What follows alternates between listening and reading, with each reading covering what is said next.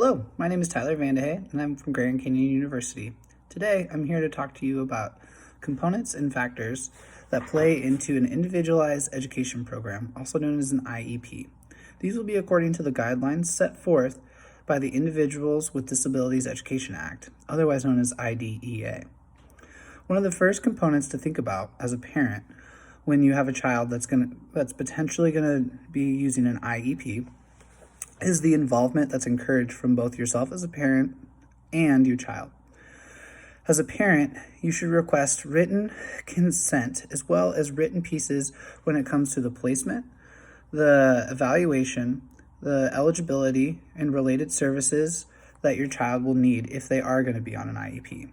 Remember that as a parent, you can agree or disagree with all parts or certain parts of the IEP, and your input is vitally necessary, along with your child's.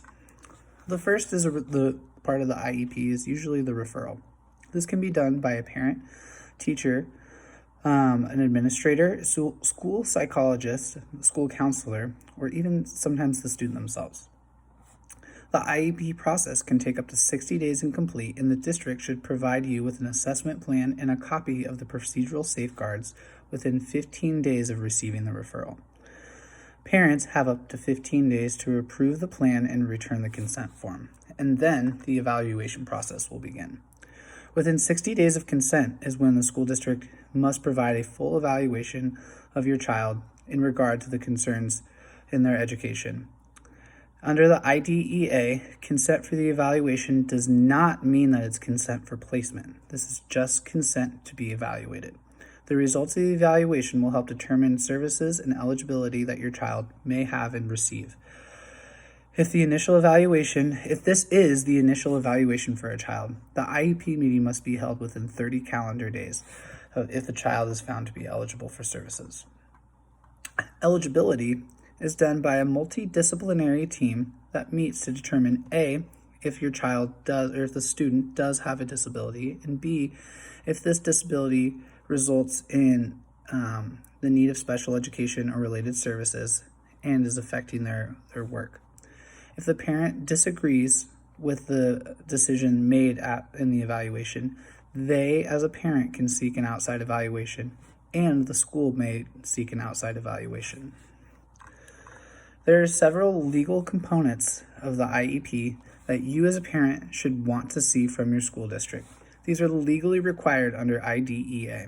Some of these are annual goals and objectives for your student or child, the Common Core standards at which the IEP is held to. You also want to see strengths, weaknesses, and abilities in regards to the education of your child. So what things they're good at, what things they aren't doing well in school.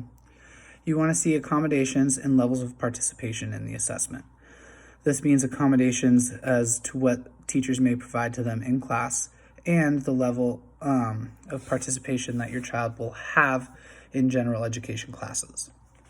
You'll also want to see a transition plan. This can be a transition plan from elementary to middle school to high school. It would also be nice if they could provide a transitional plan for after high school. You also are going to want to see the designed instructional services. These are basically the ways and methods at which your child will receive education based on their the services needed for them and their needs and supports. And finally, you're going to want to see a written notice of the program placement. This is where they're going to be placed within their general education or special education and what their education plan will look like. If you have any questions, feel free to email or call. Have a great day.